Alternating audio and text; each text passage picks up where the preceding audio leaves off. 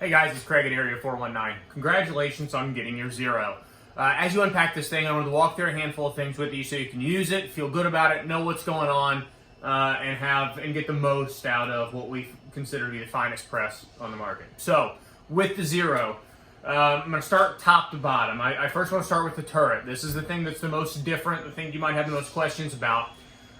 So, from a basic standpoint, it's going to be on your press when you pull it out of the box, locked in, no real mystery there, but one of the first things you're going to want to do is unlock this thing and rotate it and figure out how do I go from one die set to another. So look inside your little hardware box and you'll find this. This is a torque limited T-handle wrench.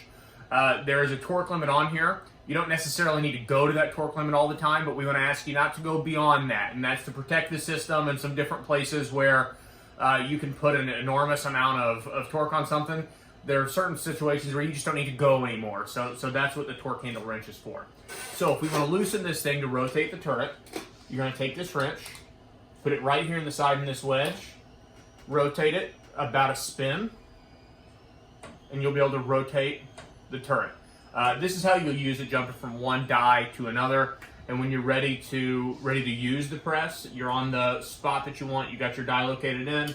You're just going to tighten it back down, and if you want to, you can go all the way until the wrench clicks, or just make sure she's tight enough. Now, if you get to the point that you've got all 9 dies in this head, and you're ready to use a different head, the way that you're going to remove it is loosen this until you see about a 1/2 inch of the wedge, and then you'll be able to pull up on this turret head. When you do that, be careful. There's a ball V kit in the back. If that thing goes rolling across your reloading room, which it undoubtedly will, just make sure you wipe it off and put it right back in that spot. Then we've got a second turret head that you want to drop in. Drop it into the head. Make sure everything locates. And then you might push down a little bit on it because there's some pressure that keeps it pushed up. As you tighten the wedge, it will grab the turret head, pull everything down, lock it in, and as you get close, it's general best practice to rotate it, make sure the detent's in the right spot and grabbing, and then crank it the rest of the way down. So that's how you're going to move, use, change the turret head. That's kind of the number one thing to deal with on the press.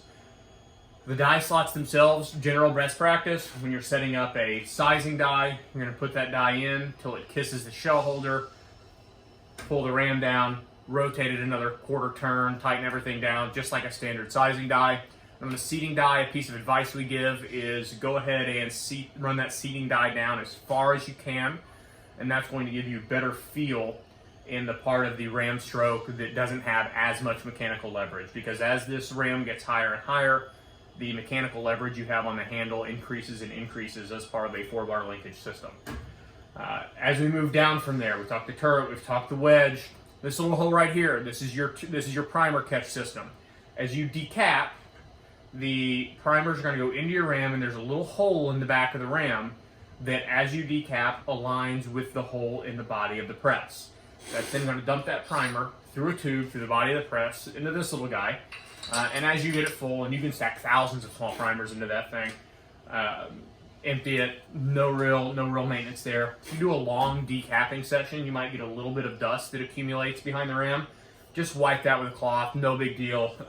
It's a pretty clean system, and I think that you'll realize that pretty quickly. And you're not going to have primers flying everywhere, no baby food jars or hoses hanging off your press, nice and clean. The next thing to talk about is the shell holder system. So to change a shell holder, you're simply going to unscrew your retaining cap, and then inside the ram, you will find this piece. This is an adapter that we made out of stainless steel, and we had it precision ground on both sides so that it is very, very flat. You can use a standard, be like Redding, or you can use RCBS shell holders as well, and they will clip into this U.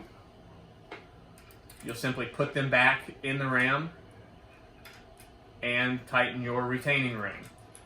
You'll notice inside the ram there's a little O-ring.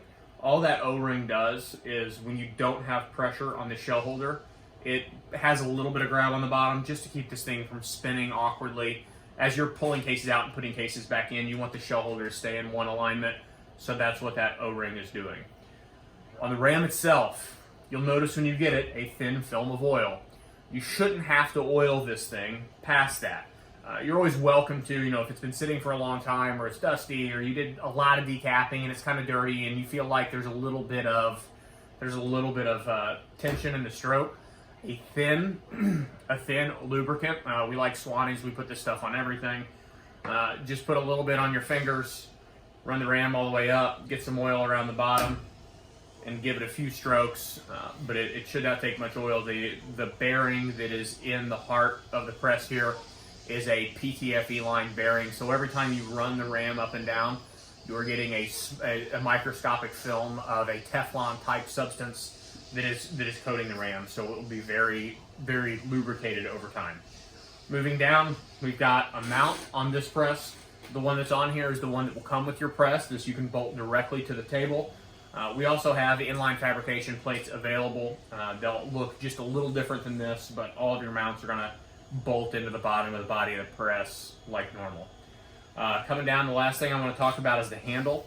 The handle itself with the ball bearing knob, it is adjustable. So it's right now set up with a long handle for right-handers. So if I'm sizing brass, I'm going to want it set up like this. You've also got, it uses the same key that's on your torque wrench. You've also got the ability to run that thing in shorter. The reason you would do this is if you are seating and you want more feel. By shortening the handle, you decrease your mechanical advantage, and that's going to require you to put in more force to create more force. So in a seating operation, when you want to get all the feel out of that neck and that bullet and the interaction and the neck tension you can, it's a good way to do it. You can also remove this and swap it to the other side if you are a lefty.